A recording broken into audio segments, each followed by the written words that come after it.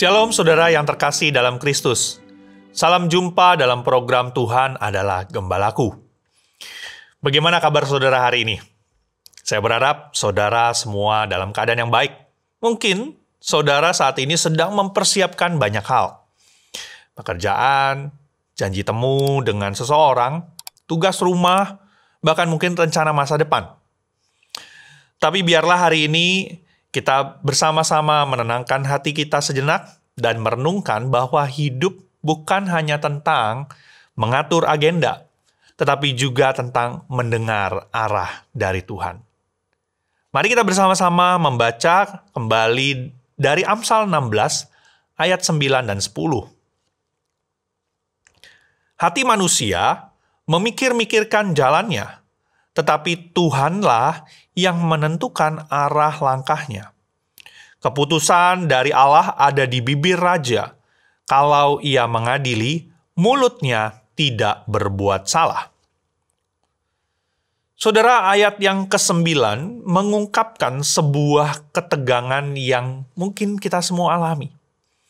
Kita ingin tahu kemana arah kita harus pergi.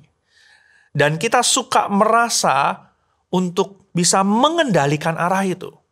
Tetapi firman Tuhan dengan lembut tetapi tegas mengoreksi kita.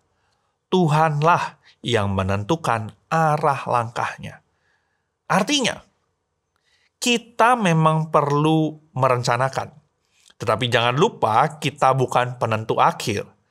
Bahkan di tengah rencana yang tampaknya terlihat sangat matang, sangat baik, Tuhan bisa mengarahkan kita ke jalan yang lain.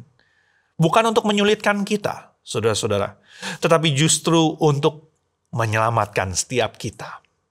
Karena Tuhan selalu tahu yang terbaik untuk setiap kita. Ayat yang ke-10 menambahkan dengan dimensi tanggung jawab di dalam setiap keputusan, terutama bagi setiap kita yang memiliki pengaruh. Raja, mungkin pemimpin, orang tua, guru.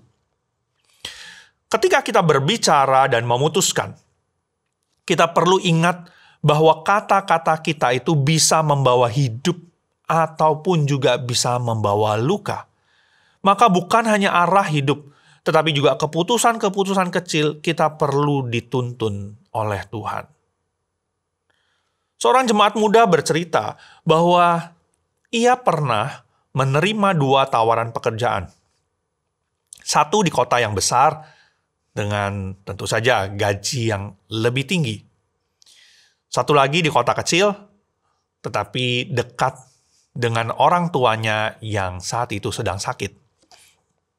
Secara logika, ia sudah tahu jawabannya. Tetapi setelah mendoakan dengan sungguh-sungguh, hatinya condong ke pilihan yang secara angka lebih kecil. Ia pun menerima pekerjaan di kota yang kecil itu. 2 tahun kemudian, perusahaannya justru membuka cabang dan ia dipromosikan. Karena apa? Karena kejujurannya dan integritasnya. Tapi yang paling ia syukuri, ia bisa merawat orang tuanya di masa-masa terakhir. Katanya, Tuhan bukan hanya mengalihkan langkah saya, Tuhan menuntun saya ke arah yang saya tidak tahu saya butuh. Saudara, bagaimana dengan arah hidupmu hari ini?